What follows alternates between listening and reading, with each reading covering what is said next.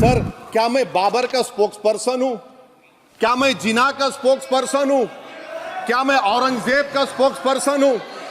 बताइए सर, आखिर मैं कहां तक आप मुझे लेकर जाएंगे? अच्छा, बल्कि मैं तो मर्यादा पुरुषोत्तम राम की इज्जत करता हूं, मगर मैं नाथूराम गोडसे से नफरत करता हूं। मेरी नस्लें नफरत करती रहेंगी, क्योंकि नाथूराम गोडसे ने उस शख्स को गोली मारी जिसके जबान से आखिरी लफ्ज निकले हे Ram. Let me stand as a tall Indian Muslim and say that the light of Indian democracy today is at its dimmest today sir. मेरी फिक्र में मेरा ईमान मुझे कहता है कि जिस जगह पर मस्जिद थी, है और रहेगी, बाबरी मस्जिद है और रहेगी, बाबरी मस्जिद जिंदाबाद, जिंदाबाद, भारत जिंदाबाद, जय हिंद। तो मैं ये पूछना चाह रहा हूं कि क्या मोदी सरकार एक समुदाय, एक मजहब की सरकार है या पूरे देश के मजाहिब को मानने वालों की सरकार है? जिसको नहीं मानते उनकी सरकार है? हमको बता दीजिए। क्या मोदी सरकार सिर्फ एक फिक्र और नजरिया हिंदुत्व की सरकार है? क्या इस देश का, इस गवर्नमेंट ऑफ इंडिया का कोई मजहब है? इस वतन अजीज सबके मजहब को मानता है। सर, मेरा मानना है कि इस देश का कोई मजहब नहीं है। क्या ये सरकार 22 जनवरी का पैगाम देकर ये बताना चाहती है कि एक मजहब को दूसरे मजहब के मानने वालों पर गलबा और कामयाबी मिली? क्या आइन इसकी इजाजत देता है? क्या ये पैगाम आप जब ऐवान से दे रहे हैं तो 17 करोड़ मुसलमानों को आप क्या पैगाम दे रहे हैं, ये मैं आप पर छोड़ता हूं। सर, 49 में धोखा हुआ, 86 में धोखा हुआ, 92 में धोखा हुआ, 2019 और 22 में भी इस ऐवान के जरिए हमको धोखा दिया जा रहा है। और अफसोस के साथ कहना पड़ता है सर कि मुस्लिम अक़लियत को हमेशा ये कहा गया कि तुमको भारत के शहरी बरकरार रहने के लिए एक बहुत बड़ी कीमत तुमको चुकानी पड़ेगी, और हम पर इल्ज़ाम लगा दिया गया। सर, क्या मैं बाबर का स्पोक्स पर्सन हूं? क्या मैं जिना का स्पोक्स पर्सन हूं? क्या मैं औरंगजेब का स्पोक्स पर्सन हूं?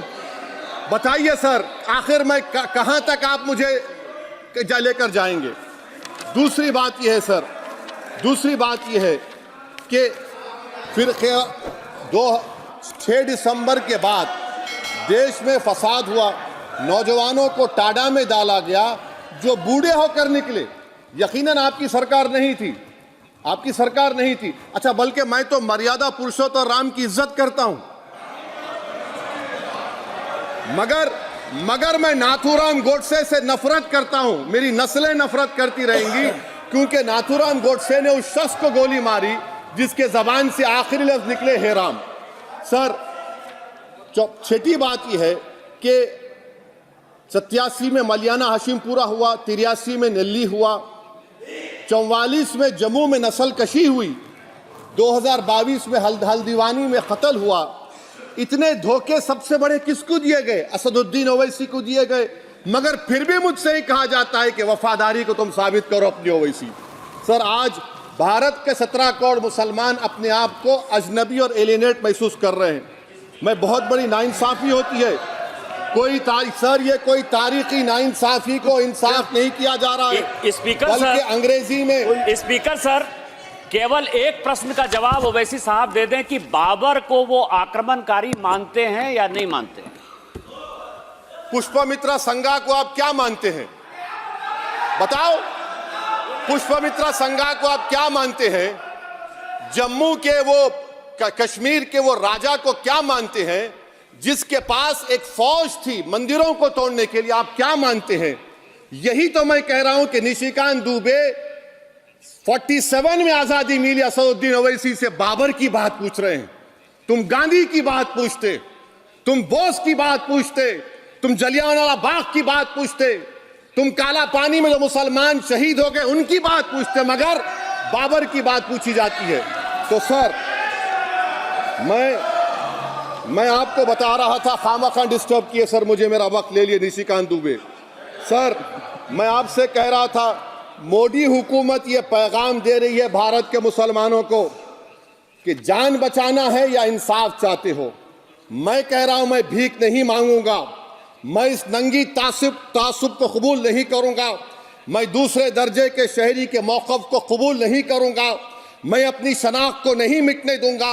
अब मैं झूठी और दिल फरेब बातों पर हरगिज भरोसा नहीं करूंगा। मैं वो काम नहीं करूंगा जो बीजेपी और नाम निहाद सेकुलर पार्टियां चाहती हैं। मैं वो काम करूंगा जो आपको पसंद नहीं है, संविधान के दायरे में रहकर। सर, कंक्लूजन में मैं आपको बताना चाहता हूं कि आज इस देश को किसकी जरूरत है। इस देश को अयोध्या में, तारीख शायद नहीं पढ़ते होंगे, मौलाना अमीर अली कौन थे, पुजारी बाबा रामचरण दास कौन थे, अयोध्या के पुजारी थे। दोनों ने मिलकर अंग्रेजों के खिलाफ जंग लड़ी थी और दोनों ने, अंग्रेजों ने इनको गिरफ्तार किया और एक पेड़ पर मौलाना अमीर अली को और पुजारी रामचरण दास को फांसी दे दी गई। देश को इनकी जरूरत है। देश को शंभू प्रसाद, अचन खां, ये राजा देवी बख्श सिंह के फौज में थे, अंग्रेजों से मुकाबला किया। मुसलमान की लाश को जला दिया गया और शंभू प्रसाद को दफना दिया गया। इस देश को यह जरूरत है। देश को बाबा मोदी की जरूरत नहीं है। आज भारत को अयोध्या के मौलाना अमीर अली और रामचरण दास, अचन खान, शंभू खान की जरूरत है। सर, मैं अभी सुन रहा था ये नाम निहाद सेकुलर पार्टियों के बयानात को। क्या होता है सर, आप, मैं खत्म कर रहा हूं, क्या होता है सर, जब काजी साहब गवाहों को लेकर दुल्हन के पास जाते कि तुमको निकाह कबूल है, तो दुल्हन शर्मा के खामोश बैठ जाती। तो इनकी खामोशी रजामंदी की अलामत है। जी जी। तो सर, मैं खत्म करने से पहले ये बताना चाह रहा हूं कि जब वजीर आजम जवाब देंगे तो क्या वो भारत के 140 करोड़ जनता के लिए जवाब देंगे या फिर सिर्फ हिंदुत्व की फिक्र रखने वालों का जवाब, मैं खत्म कर जवाब देंगे। मैं ये देश, दुनिया, मुसलमान देख रहा है। सर, मैं आपको ये भी बताना चाह रहा हूं, आखिर में कंक्लूड कर रहा हूं सर, 1 मिनट चाहिए, 1 मिनट चाहिए सर। सर, मेरा मानना यह है कि आज मैं बहैसियत एक भारत के गयूर मुसलमान के, let me stand as a tall Indian Muslim and say that the light of Indian democracy today is at its dimmest today, sir.